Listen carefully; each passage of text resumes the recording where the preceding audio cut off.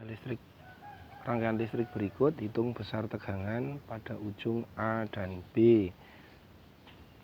Kalau kita lihat gambar seperti ini, berbeda dengan yang tadi. Kalau yang tadi itu hanya satu kotakan, kalau yang ini ada dua kotak. Langkahnya sama. Yang pertama, tentukan arah arus. Tetapi karena di sini ada percabangan, maka penentuan arah arus itu harus memperhatikan hukum Kirchhoff yang pertama. Kita lihat, sebenarnya sembarangan saja. Jadi misalnya yang ini ke atas ke bawah ini boleh kita ambil ke bawah, ini ke bawah. Lalu kita kasih nama I1. Lalu yang ke kanan ini, ke kiri ini I2. Lalu yang di sini I3.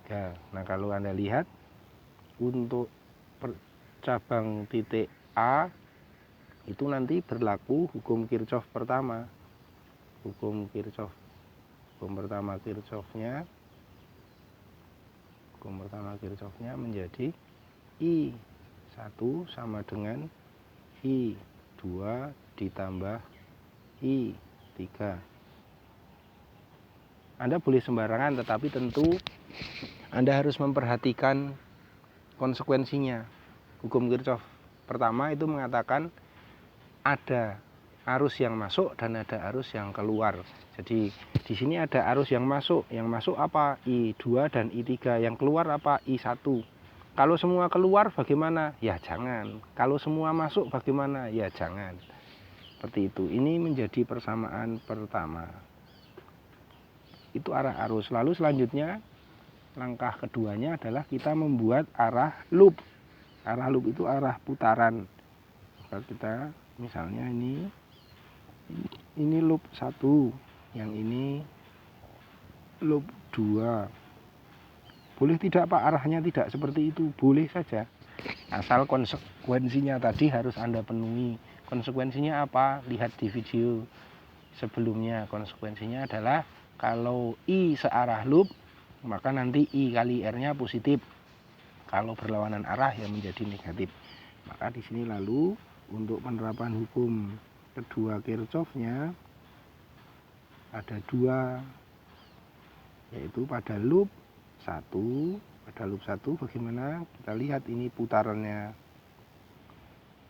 Ada tadi sigma E sama dengan sigma I kali R. Sigma E nya apa? 2. Ini positif 2. Lalu putar lagi minus 3 sama dengan ketemu dengan I berapa yang melewati arus 1 ohm? I3. Maka I3 kali 1, terus selanjutnya jalan lagi ketemu dengan positif. Kenapa positif? Karena I1 searah dengan loop. I1 kali 1. Ini minus 1 sama dengan I3 ditambah I2. Ini menjadi persamaan kedua. Lalu selanjutnya loop 2. Pada loop 2 berlaku hal yang sama. Sigma I kali R. Kalau kita jalankan ini akan ketemu dengan minus 3.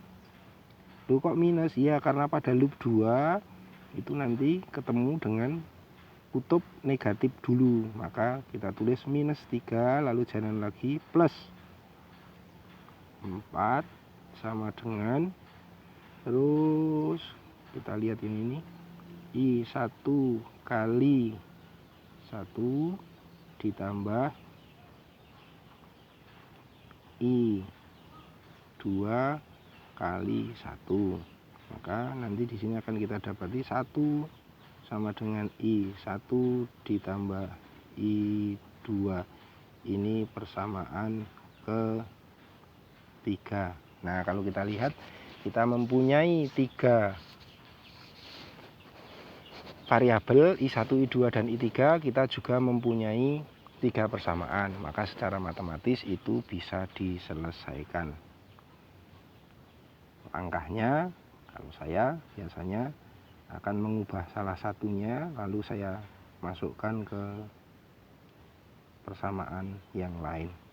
Misalnya saya lihat di sini ada I1 sama dengan I2 ditambah I3 di persamaan 1. Nah, saya gantikan untuk yang persamaan 3, sehingga nanti persamaan 1 kalau saya substitusikan ke persamaan ketiga nanti menjadi 1 sama dengan I2 ditambah I3 ditambah I2 gitu. Maka hasilnya adalah 1 sama dengan 2I2 ditambah I3. Ini persamaan keempat. Kalau kita lihat persamaan keempat dan persamaan kedua itu sama-sama mempunyai 2 variabel, maka nanti bisa kita masukkan di sana.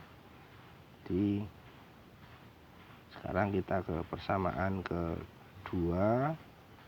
Persamaan kedua itu minus 1 sama dengan I3 ditambah I2.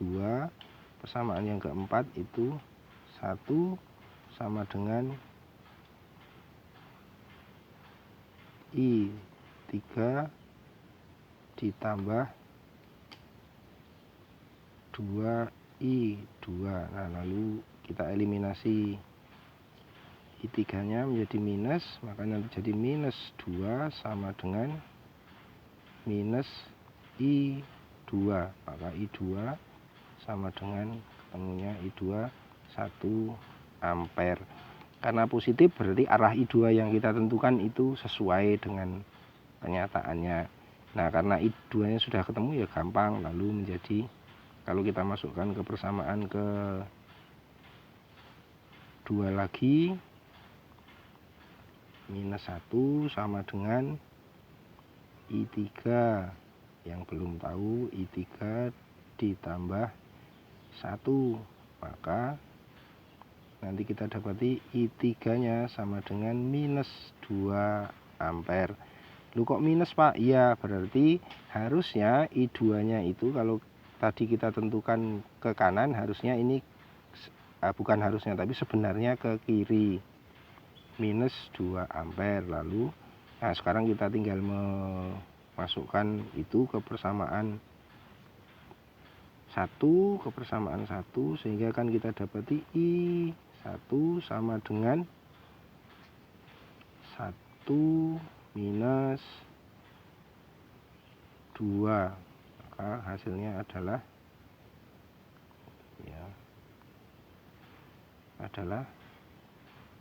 minus 1 ampere. Loh, ini minus lagi, Pak? Iya, berarti I1 harusnya ke atas begitu. Itu tidak salah. Nah, persoalan yang harus kita jawab itu bukan I-nya, tetapi berapa besar tegangan pada ujung pada ujung A dan ujung B. A itu di atas, B di bawah. Nah, untuk A dan B itu berarti kita mencari VAB.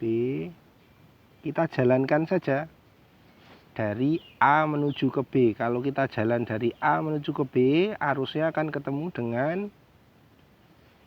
minus 3, lalu ditambah dengan I1 1 kali R kali 1, maka ketemunya adalah minus 2 volt begitu. Kalau kita mau jalan lewat samping sini ya boleh saja. Kalau kita mau jalan lewat samping kiri yang ini, kalau kita mau jalan lewat samping kiri yang ini, nanti akan kita dapati VAB ini sama ya, atau gitu.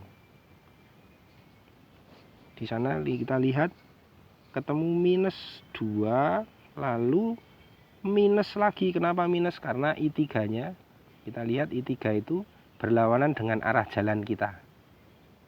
Maka minus I3-nya berapa? Minus 2 kali 1. Nanti hasilnya adalah minus. Ini ke sana, minus jalannya ke sini sampai ke sini. Minus 2 minus benar ya. I3-nya berapa tuh? Oh, ini salah ya. Tadi yang salah adalah ini harusnya minus 1. Maka ini hasilnya minus 4. Ini hasilnya minus 4 volt. Nah, sama. Kalau mau jalan pakai lewat sisi kanan ya boleh saja, hasilnya akan menjadi minus 4 volt. Begitu.